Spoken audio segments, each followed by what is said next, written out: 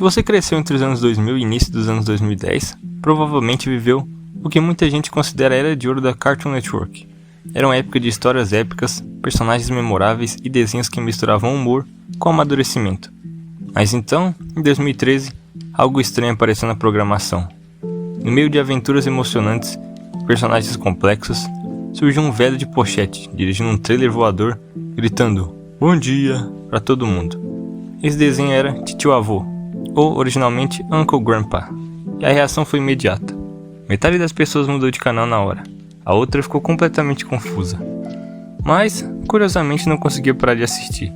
Afinal, como um desenho que tanta gente dizia odiar, conseguiu durar 5 temporadas e virou um dos desenhos mais estranhos e memoráveis da nossa geração. A arte de ser feio e fluido. A primeira coisa que chocava qualquer espectador era o visual. Enquanto muitos desenhos da época estavam indo para um estilo mais limpo e estilizado, Titio Avô parecia fazer exatamente o contrário. O personagem era praticamente um mutante animado. Ele se esticava, explodia, virava objetos, mudava de forma a cada segundo. Essa estética não era um erro, era proposital. O criador da série, Peter Brongart, veio de uma tradição de animação que valorizava o absurdo visual, algo que também aparecia em desenhos como Chowder. A ideia era simples, levar a lógica cartunesca ao extremo. Tecnicamente falando, Titio Avô é quase um deus do caos animado. Ele pode alterar a realidade, criar objetos do nada e ignorar completamente as regras do universo. Mas o detalhe curioso é que ele usa esses poderes não para salvar o mundo, mas para resolver problemas absurdamente simples de crianças. E essa liberdade total de lógica era fascinante para alguns espectadores, e extremamente irritante para outros. Os personagens. Se Titio Avô fosse o único personagem do desenho, provavelmente a série seria impossível de assistir. O segredo do show estava no elenco. Primeiro, temos Steve Pizza, uma fatia de pizza de óculos escuros que age como se fosse a pessoa mais incrível do planeta. Ele representa aquele tipo de personagem arrogante que se acha o centro do universo, mesmo sendo literalmente uma fatia de pizza de pepperoni. Depois, temos o Sr. Gus, um dinossauro bem pragmático e cansado que funciona como a voz da razão do desenho. Ele reage exatamente como o público reagiria. Confusão, frustração e aquele olhar clássico de quem tá pensando: o que tá acontecendo aqui? Claro, existem também a tigresa gigante voadora. Ela é literalmente a imagem realista de um tigre voando pelo céu, soltando arco-íris, apenas existindo como mais um elemento absurdo daquele universo. É o tipo de ideia que deixa claro: esse desenho simplesmente não tá nem aí com regra nenhuma. Sem o Sr. Gus questionando o absurdo, o desenho viraria apenas barulho. Mas existe um motivo real para o ódio que o desenho recebeu: o famoso humor low random. Às vezes, o roteiro se perdia tanto tentando ser imprevisível que esquecia de construir uma piada. Existem episódios inteiros baseados em premissas bem simples, levadas ao limite do absurdo. Como o episódio que o Titio Avô passa uma quantidade ridícula de tempo procurando um amigo escondido.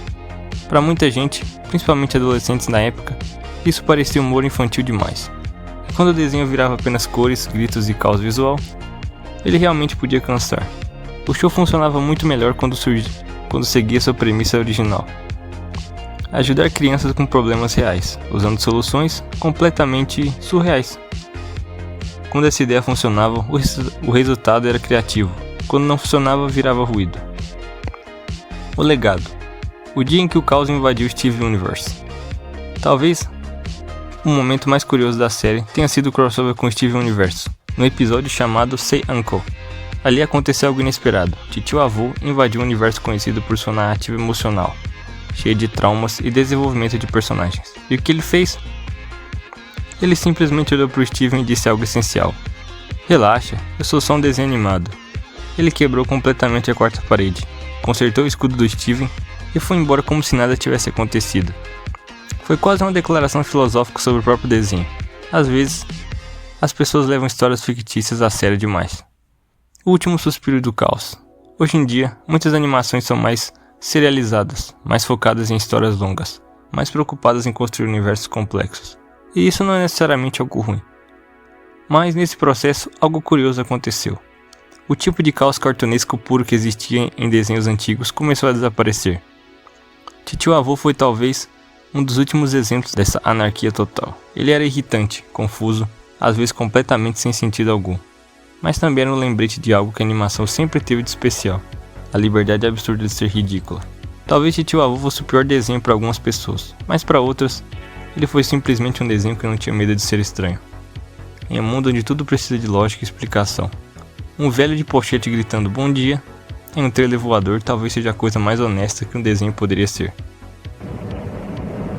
Lagarto no sofá, lagarto no sofá, lagarto no sofá, lagarto no sofá.